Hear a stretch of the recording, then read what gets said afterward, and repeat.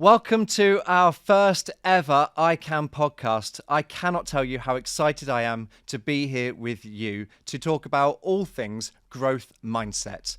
My name is Chris Birch and I am the Year 6 mentor and leader of learning for Key Stage 2.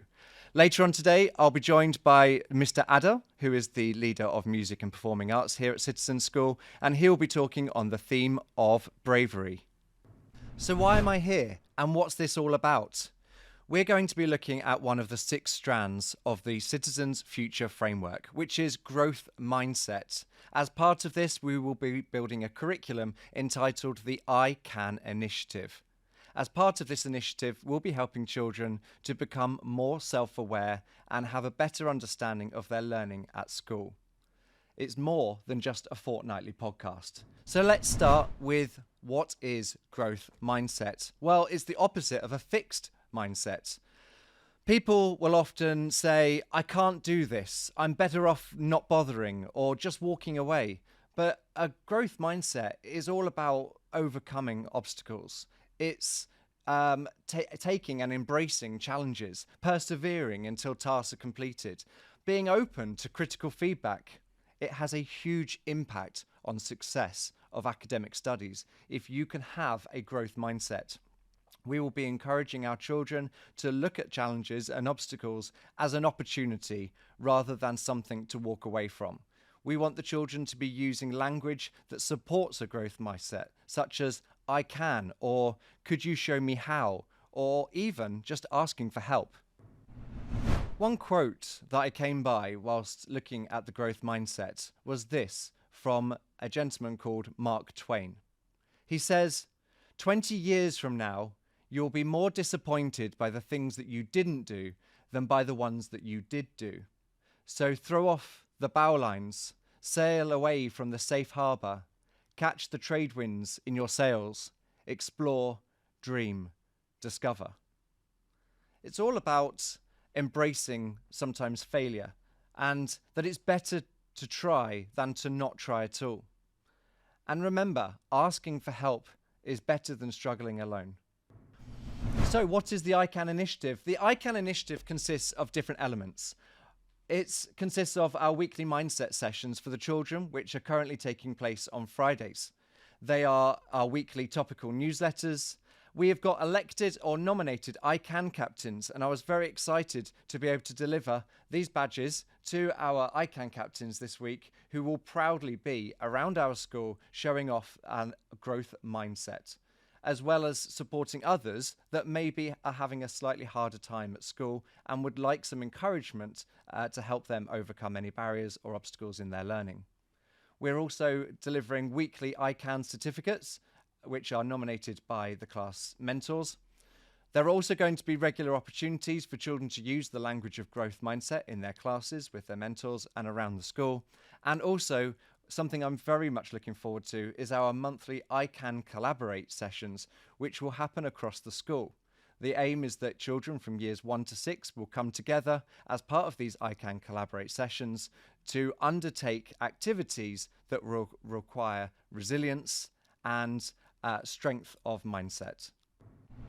The I Can initiative aims to encourage our pupils to see opportunities instead of obstacles and utilize resilience instead of resistance when faced with challenges. We would like our children to become more self-aware.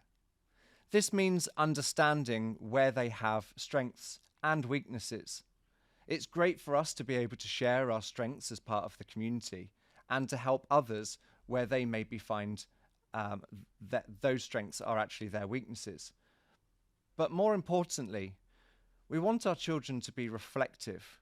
We want them to know where they struggle, and rather than ignore those struggles, find a way forward, whether that's with other people, whether that's with their parents, whether that's with their friends, or even us as mentors. We're here to help your children to move forward and make progress in their learning. And the biggest part of that is having a growth mindset. The growth mindset helps you to overcome these problems.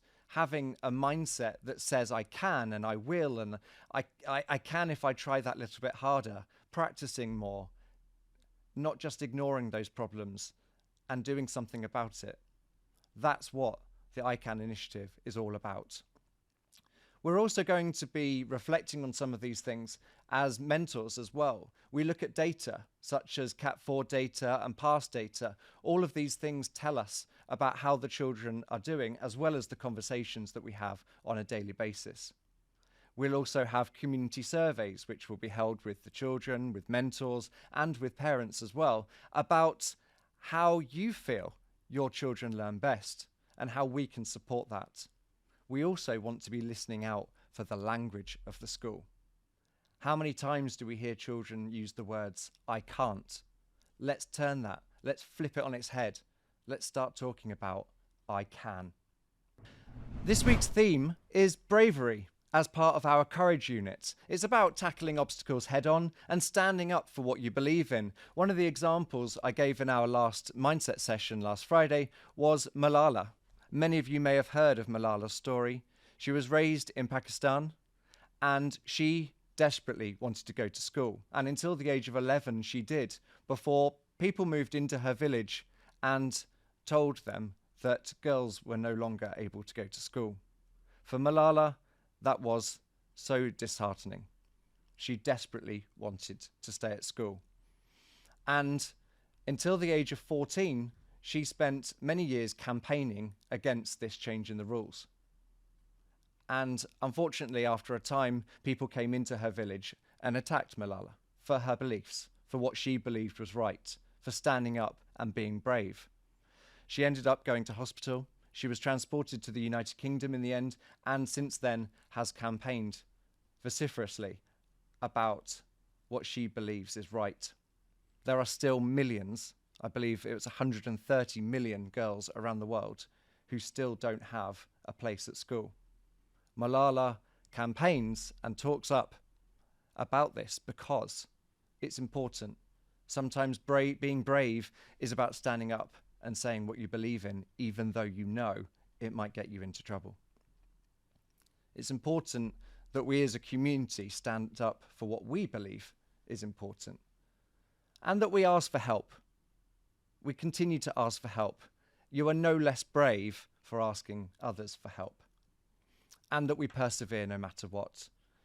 I was watching another podcast just the other day that was asking one of the ladies on the interview panel what she believed success was, and when do you stop going for your goals?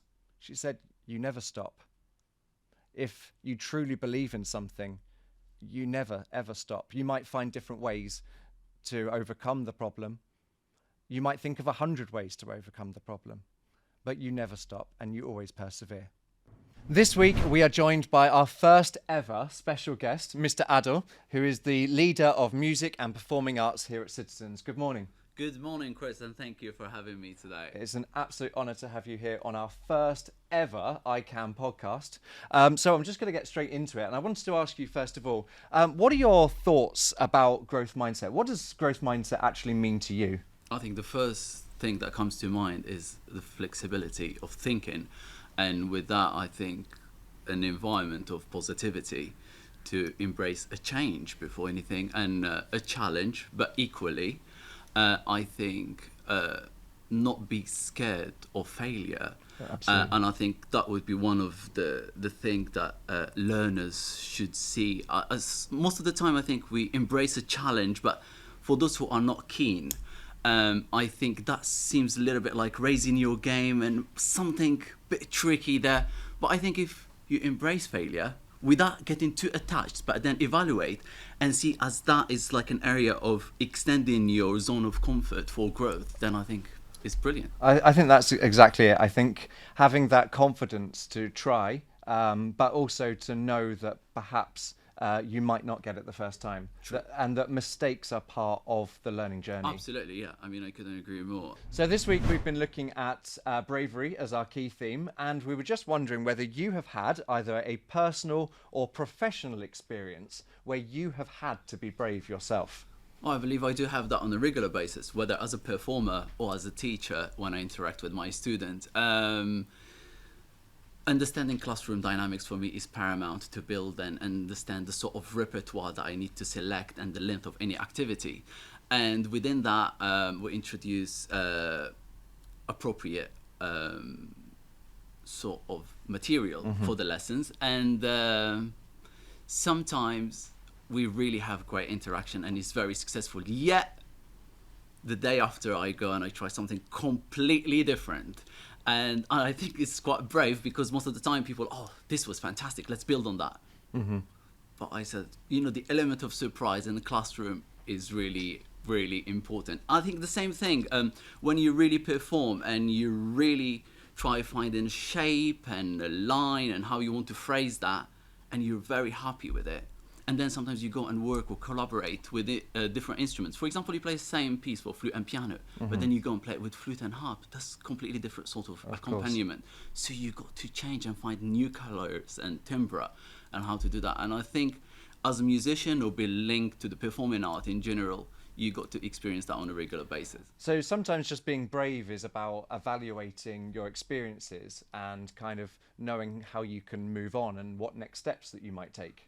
Well, certainly, but equally, as long as you're happy to take a risk to create something different, possibly special, it could be equally a failure and a complete disaster. But yeah, it will be a learning opportunity. Of course, and I think that's the key there that you've just pulled out there. It's a learning opportunity. Whether it's a success or whether it is a failure, you still learn something from that experience. Absolutely. My next question for you is, you obviously see a lot of children every single day. You teach the full breadth of our school. The entire school. You will see children come to you who are maybe fear or may be worried about taking risks, or showing courage in the face of fear. What do you do, or what do you say to those children to encourage them and to help them overcome their fears?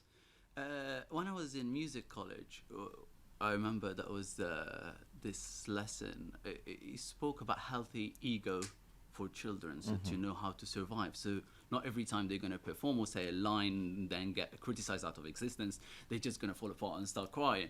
Sure. So within that, I think I make so many mistakes, whether with the lyrics or the pitch, so to help them so they don't see that is like, it has to be perfect right at the beginning. So that helps them a lot. But I think we talk about the way you give on the stage to keep your audience captivated. And I think we try to involve everyone, especially the older ones, not necessarily performing, but they could be part of designing a flyer for the show, or like we've had two other students doing fantastic work in the last PBL with the Formula One that we worked with you.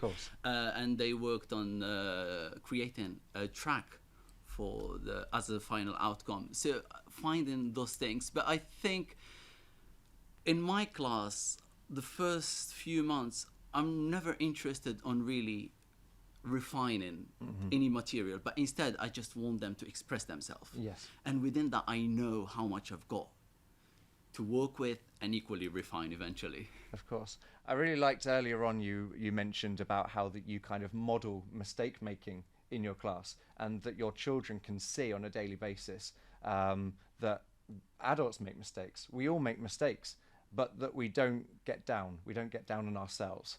And I think that's a big part of the growth mindset. Absolutely, yeah. I mean, you got to pause to evaluate, so you learn something, but then you should never get too attached. Of course. Do you know, Adel, I've really appreciated your insights this morning. It's been great to have you here on the podcast, and I thank you for your time and for your energy, and hopefully we'll go on and have great success with future guest speakers, but you will always be our first. Oh, so Chris, thank you for having me today. Thank you so much. Thank you. I want to thank Mr. Adel again for his time as our first guest speaker of the ICANN podcast today.